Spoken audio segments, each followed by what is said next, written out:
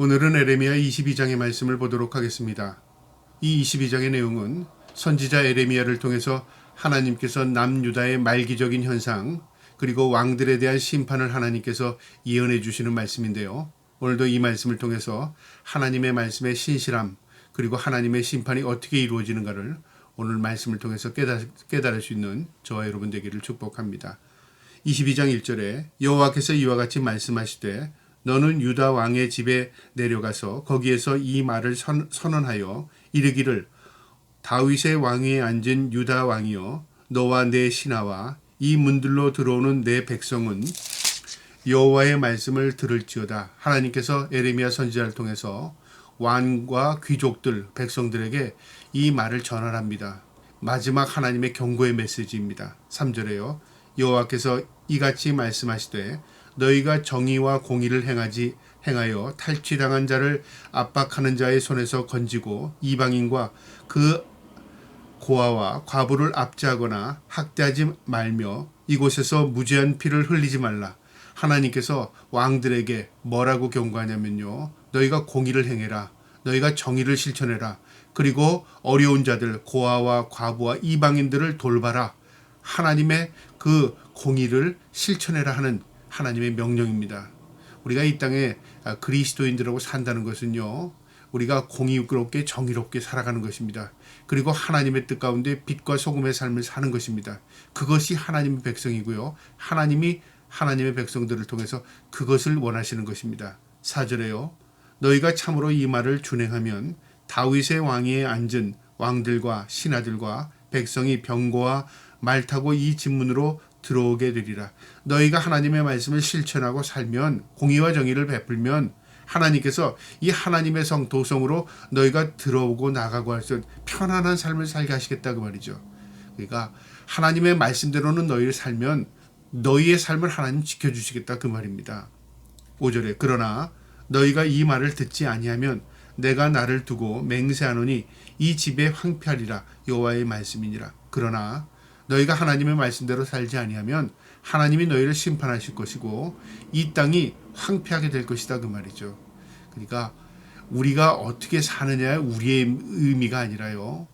내가 어떻게 사느냐는 하나님의 손에 달려있는 것입니다. 그러니까 내가 하나님의 말씀대로 살면 하나님께서 우리의 삶의 주인이 되셔서 우리의 삶을 선한 길로 인도하시지만 내가 내 욕심, 내 모든 것을 나를 위해서 살면요. 결국은 그것으로 인하여 내가 패망하게 되는 것입니다. 인생의 주인이 하나님이시고요. 나의 삶의 주인이 하나님이시기 때문에 그렇습니다. 6절에요. 여호와께서 유다 왕의 집에 대하여 이같이 말씀하시느니라. 내가 내게 길앗 같고 레바논의 머리니라. 내가 반드시 너로 광야와 주민이 없는 성을 만들 것이라. 하나님이 너희를 반드시 심판하시겠다 그 말이죠. 너희가 그렇게 살지 않았기 때문에 그렇다 그 말입니다. 7절에 내가 너를 파멸할 자를 준비하리니 그들이 각기 손에 무기를 가지고 내 아름다운 백향목을 찍어 불에 던지리라. 너희가 지금 아름다운 도성에 살고 아름답게 꾸민 집에서 살지만 너희가 하나님의 말씀대로 공의와 정의를 실천하지 않았기 때문에 하나님께서 너희를 심판하기 위해서 지금 이방인들을 준비하고 계신다 그 말이죠. 그러니까 심판주는 하나님이시고요. 하나님이 그들을 보고 계시는 겁니다. 9절에요. 그들이 대답하기는 이는 그들이 자기 하나님 여호와의 언약을 버리고 다른 신들에게 절하고 그를 섬긴 까닭이라 하였다 할지니라. 그들이 그렇게 된 이유는 뭐냐면요. 하나님을 섬기지 않고 이방인을 섬기고 이방 사람들이 사는 방법으로 살았기 때문에 하나님에 대한 의식이 없기 때문에 공의와 정의를 실천하지 않는 겁니다. 그러니까 결국 어떻게 되냐면요. 그들의 죄악 잘못으로 인하여 그가 멸망당한다 그 말입니다. 10절에 너희는 죽은 자를 위하여 울지 말며 그를 위하여 애통하지 말고 잡혀간 자를 위하여 슬피 울라. 그는 다시 돌아와 그 고국을 보지 못할 것이라. 이 당시에 이 직전에 어떤 일이 일어났냐면요. 요시야 왕 시대에 애국과 전쟁을 통해서 무기또 전쟁, 큰 전쟁이 일어났습니다. 그 전쟁에서 요시야 왕이 전쟁에서 죽게 됩니다. 그 전쟁에서 죽은 많은 사람들 때문에요. 이 남유다가 슬퍼했습니다. 그런데 이건 지난 일이죠. 어제 일이라도 지난 일입니다. 하나님께서 뭐라고 경고하냐면 너희가 지난 일 때문에 눈물 흘리지 말라 그 말이죠. 그 슬퍼하지 말라는 이유가 아니라 앞으로 더 큰 일이 일어난다 그 말입니다. 지금까지의 일은 경고에 불과한 것이다.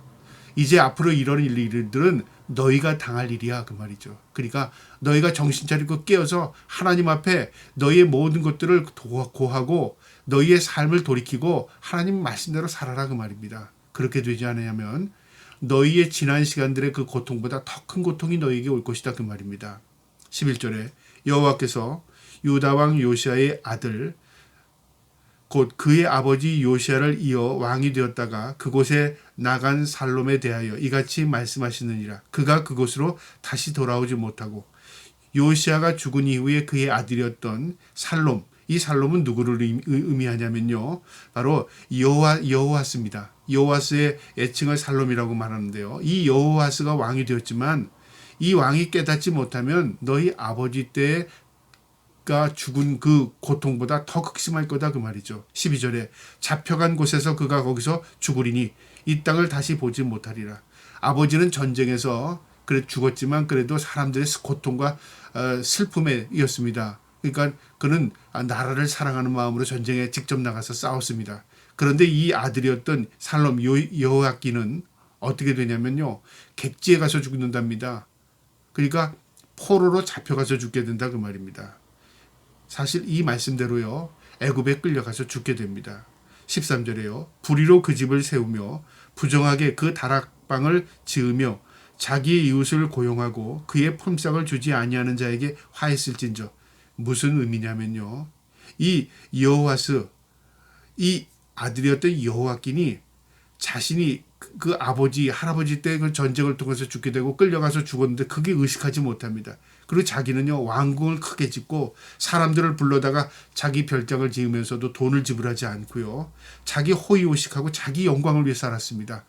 자기가 왕으로서 누리고 살았다 그 말이죠. 하나님 그거 보신 겁니다. 14절에요.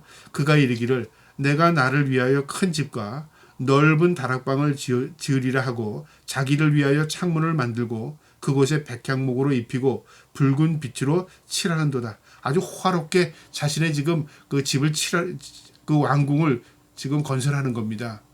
자기 부모 때, 그 할아버지 때 그 나라를 위해 헌신하고 끌려가서 죽고 한 그 고통스러운 것을 생각하지 않고요, 오히려 그걸 다 잊어버리고 자기의 영광을 위해서 지금 호화롭게 사는 겁니다. 사치하고 향락을 즐기는 겁니다. 15절에요.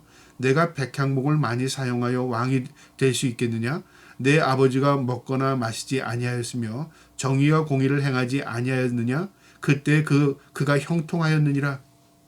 하나님께서 지금 뭐라고 말씀하시냐면 너희 조상들 때를 봐라 그 말이죠. 그들이 어떻게 나라를 세웠고 어떻게 나라에 헌신하였고 하나님께서 어떻게 그들의 헌신에 복을 내렸는가를 네가 보면 알 거 아니냐. 그런데 너는 그거 다 잊어버리고 지금 너는 사치와 향락에 추구하면서 살게 되게 마땅하느냐 그 말이죠. 그 하나님께서 그의 여호와긴에게 경고하는 겁니다. 그러나 그 경고를 받아들이지 않습니다. 이게 인간의 어리석음입니다. 16절이요. 그는 가난한 자와 궁핍한 자를 변호하고 형통하였나니 그것이 나를 알미 아니냐 여호와의 말씀이니라. 그들은 그 조상들 가운데 의로운 왕들은 가난한 자, 궁핍한 자를 변호하고 그들을 생각했다 그 말이죠. 그리고 형통했답니다. 하나님께서 그들의 그 마음을 읽으시고 하나님께서 복을 내려줬다 그 말이죠. 그거 네가 알지 못하느냐 그 말이죠. 17절에 그러나 내 두 눈과 마음은 탐욕과 무지한 피를 흘림과 압박과 포악을 행하려 할 뿐이니라.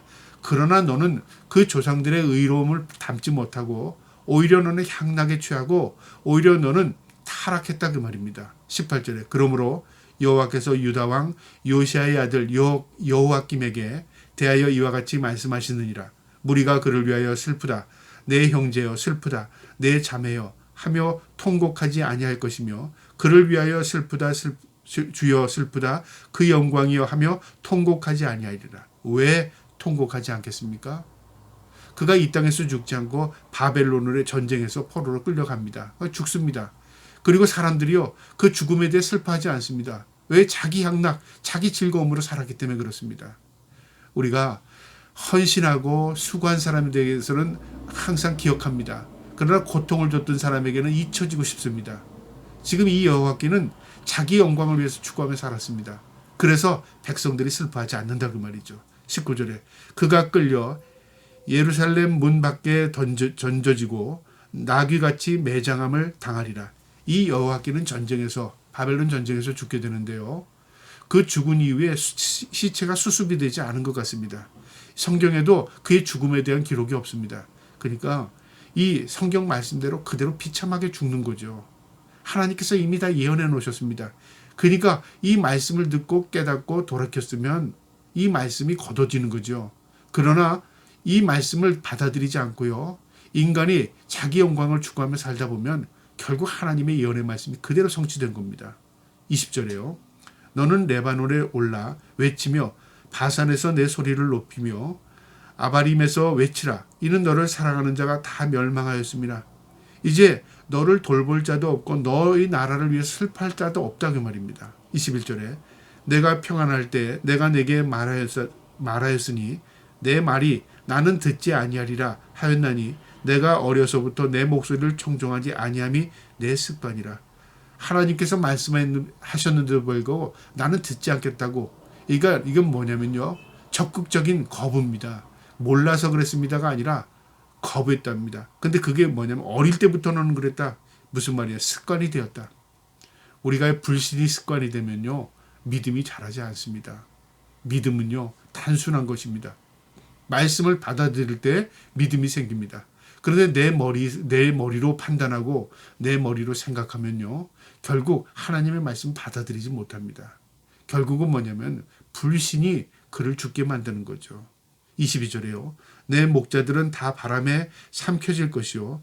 너를 사랑하는 자들은 사로잡혀 가리니 그때 내가 반드시 내 모든 악 때문에 수치와 욕을 당하리라. 내 목자들은 뭐냐면 왕의 신하들, 귀족들을 의미합니다. 지도자들을 의미하죠. 그들은 다 바람에 삼켜질 것이랍니다. 다 흩어져 버린다 그 말이죠. 너를 사랑하는 자들은 다 없어진답니다. 모든 악하기 때문에 네가 수치와 모욕을 당하게 될 것이다. 주위에 있는 사람들은 싹 다 사라져 버리고요. 자신은 끌려가서 죽게 되고요. 그 다음에 나라는 다 소멸돼 버리는 겁니다. 이렇게 된다 그 말이죠. 하나님 무서운 경고죠. 23절에요. 레바논에 살면서 백향목에 깃들이는 자여 여인이 해산하는 고통 같은 고통이 내게 임할 때에 너희 가련함이 얼마나 심하랴. 내가 바벨론으로 끌려가서 고통을 당할 때 그 고통이 얼마나 심하겠느냐를 한번 생각해 봐라 그 말이죠. 지금은 호의호식하고 지금은 영광을 누리고 지금은 향락 가운데 살지만 너희의 고통의 때를 생각해 봐라 그 말이죠. 우리가 좋을 때는요. 어려울 때 생각하지 않습니다. 왜 그러냐면 잊혀지기 때문에 그렇습니다. 그런데 성숙한 사람은요. 좋을 때 내가 어려웠을 때를 생각할 줄 아는 사람입니다. 그리고 항상 겸허하고 겸손하게 삽니다. 그리고 항상 자신이 어려웠던 때의 형편을 헤아리면서요. 그 어려운 사람들의 마음을 읽고 도와주는 사람입니다. 이것이 성숙한 사람의 모습입니다. 하나님께서 경고한 겁니다. 24절에요. 여호와의 말씀이니라.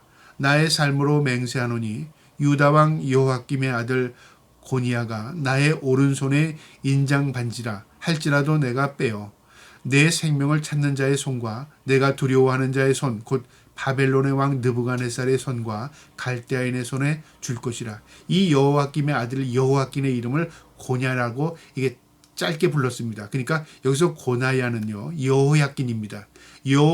여호아김이 이 하나님의 말씀대로 살지 않았고 죽은 이후에 그의 아들인 여호야긴이 왕이 되었습니다. 그런데 왕이라는 그 직분만 가지고 유지되는 게 아닙니다.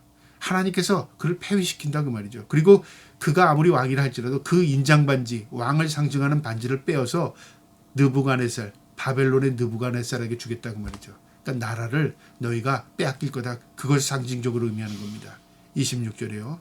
내가 너와 너를 낳은 어머니를 너희가 나지 아니한 다른 땅 지방으로 쫓겨내리니 너희가 거기서 죽으리라. 그의 어머니와 그의 왕이었던 여호야긴이 바벨론에 끌려가서 거기서 죽게 된다 그 말이죠. 27절에 그들이 그들의 마음에 돌아오기를 사모하는 땅에 돌아오지 못하리라. 그들이 고향 이 예루살렘으로 돌아오길 간절히 원했지만 돌아올 수 없었습니다. 그 이방 땅에서 죽게 됩니다. 그러니까 우리의 인생의 주인이 하나님이십니다. 하나님이 허락하셔야만 그 내일이 있는 것입니다. 이들은 그걸 깨닫지 못했습니다. 그들은요, 향락, 사치, 방탕하게 살았습니다. 결국 그들은요, 객사한 겁니다. 24절, 28절에요. 이 사람 고니아는 바로 여호와긴이죠. 천하고 깨진 그릇이냐, 좋아하지 아니하는 그릇이냐, 어찌하여 그와 그의 자손은 쫓겨나서 알지 못하는 땅에 들어갔고 바로 바벨론에 끌려가게 되었다 그 말이죠. 왜 그렇게 됐느냐 그 말이죠. 이게 바로 그들의 죄악 때문에 그렇다 그 말입니다. 29절에 땅이여 땅이여 땅이여 여호와의 말을 들을지어다. 이게 여호와 예레미야의 한탄입니다. 땅이여, 그것이 유다 백성아 백성아 그 말이죠. 왜 우리가 정신 차리지 못하느냐, 이 예레미야의 탄식입니다. 마지막 30절에요. 여호와께서 이같이 말씀하시느니라. 너희는 이 사람의 자식이 없겠고 그의 평생 동안에 형통하지 못할지라. 기록하라. 이는 그의 자손 중에 형통하여 다윗의 왕위에 앉아 유다를 다스릴 사람이 다시는 없을 것이라 하시니라. 하나님께서 이제 이 마지막 왕이 이 여호야긴이 될 것이다 그 말이죠. 그런데 역사를 보면 여호야긴 다음에요, 누가 있었냐면 이 시드기야가 있었습니다. 그럼 이 시드기야는 누구였냐면요, 여호야긴이 이 바벨론으로 포로로 잡혀간 이후에 섭정을 한 겁니다. 바벨론 왕에 의해서 왕위에 앉혀진 사람이 이 시드기야인데 누구냐면요, 삼촌이었습니다. 그러니까 요시아의 아들이었죠. 근데 이게 정통성이 없는 겁니다. 왕이 아들의 아들을 통해서 정통성을 이어간 게 아니라요, 왕을 끌고 가고 그 삼촌을 그 자리에 앉히는 겁니다. 그러니까 왕으로 인정을 받지 못한 것이고, 그 다음에 이 여호야긴은 자식이 7이 있었습니다.